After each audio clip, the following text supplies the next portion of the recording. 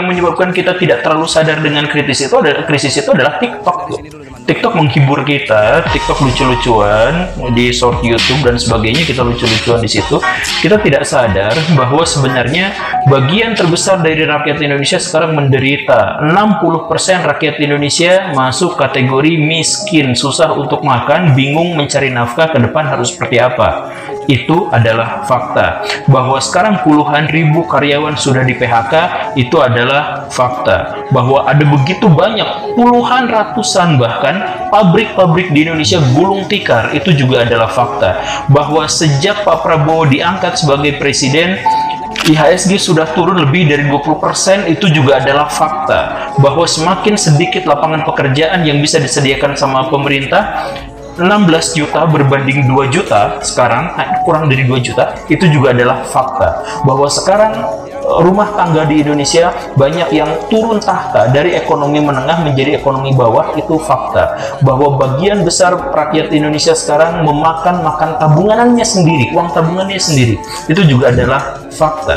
Jadi dengan begitu banyak fakta yang ada, kita bisa menyebut bahwa Indonesia sekarang sudah krisis. Apalagi kurs psikologis kita sudah tembus Rp17.000. Jadi apa ekonomi sekarang itu udah segenting kayak tahun 98? Satu-satunya yang dibutuhkan untuk akhirnya memicu seperti yang terjadi pada 98 adalah adanya tokoh sentral oposisi. Satu itu aja, sekarang kita belum ada.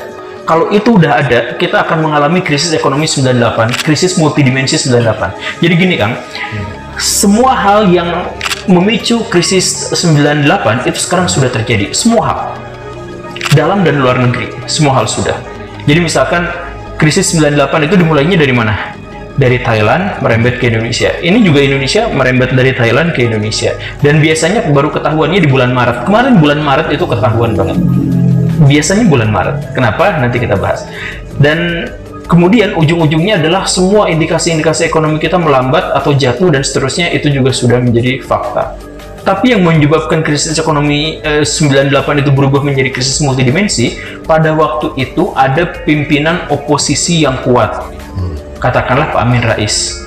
Dan kemudian membawa Gus Dur, membawa Ibu Megawati, dan itu menjadi simbol-simbol perlawanan terhadap Pak Harto. Sekarang, nah simbol itu belum ada. Kalau itu sudah ada, selamat datang krisis ekonomi 2025. Tapi dalam wawancara Pak Prabowo dengan beberapa jurnalis kemarin, Pak Prabowo bilang bahwa yang demo-demo kemarin itu ada dalangnya. Pak Prabowo salah. Garis bawahi, silakan. Pertama, kalau demo itu ada dalangnya, ya tentu saja. Siapa dalangnya? Pak Prabowo sendiri. Pak Prabowo yang membuat ekonomi Indonesia itu sekarang ada dalam situasi yang buruk. Kenapa seperti itu? Karena Pak Prabowo itu dia tidak melihat realitas di masyarakat. Dia melihat dan mendengar dari pembisik-pembisik di sekitarnya. Misalkan, nah itu tokoh-tokoh yang selama ini menjadi mata dan telinga Pak Prabowo. Pak Prabowo sendiri gak lihat apa yang terjadi di masyarakat. Pak Prabowo kalau misalkan melihat apa yang terjadi di masyarakat, kaget Pak. Jadi Pak Prabowo itu tidak melihat. Karena Pak Prabowo itu adalah orang yang terbiasa dikhianati di zaman dulunya, sehingga dia hanya mau mendengar orang-orang terdekatnya saja. Saya nggak tahu kenapa seperti itu, tapi begitu kurang lebihnya. Nah, karena itu, maka ketika rakyat Indonesia minta, Pak, kami lapar, Pak, kami susah, Pak, kami tidak dapat lapangan pekerjaan. Apa yang dikatakan oleh pemerintah dan Pak Prabowo? Kata siapa Indonesia gelap? Menurut penelitian dari geng saya sendiri, tahun 2025 Indonesia akan menjadi kekuatan ekonomi terbesar nomor 4 di dunia. Itu kata Pak Prabowo. Dari siapa? Ya dari pembisik-pembisiknya itu. Jadi saya tidak menyalahkan Pak Prabowo, saya menyalahkan kenapa beliau ketergantungan sama para pembisik itu yang tidak, yang menutupi fakta yang terjadi di masyarakat. Makanya pas kemarin wawancara, gak ada yang nyambung. Menurut Akang tuh? Mana yang nyambung? Jadi ketika misalkan Pak Prabowo, bahkan ada Pak Prabowo dikatakan sama penanya, Pak Prabowo syukurlah sekarang tidak menggunakan banyak buzzer ya. Pak Prabowo jawabnya apa? Hah? Buzzer? Apa itu buzzer? Dia nggak tahu apa yang diperbincangkan oleh masyarakat. Masyarakat itu sekarang sedang membicarakan semua yang pro terhadap pemerintah langsung disebut buzzer. Itu artinya opini publik, opini yang bertransaksi dan bersirkulasi di negara Indonesia.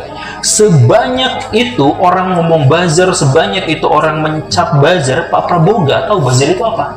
Oh itu pembisik, ya saya nggak pakai lah. Dia baru ngeh di situ.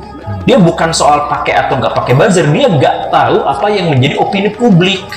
Sehingga ketika dikatakan Indonesia sekarang lagi kelaparan, wah, anjing menggonggong, kita maju terus. Gak nyambung sama apa yang terjadi di masyarakat. Makanya saya tidak menyalahkan Pak Prabowo dalam hal ini untuk mengambil kebijakan. Saya salahkan kenapa Pak Prabowo begitu percaya sama orang-orang terdekatnya. Padahal orang terdekatnya kayak Pak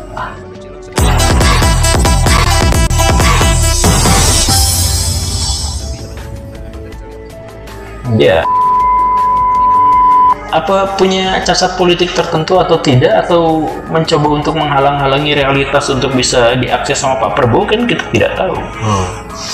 Jadi menurut Akang bahwa demo itu ya dalangnya memang karena keresahan masyarakat gitu ya?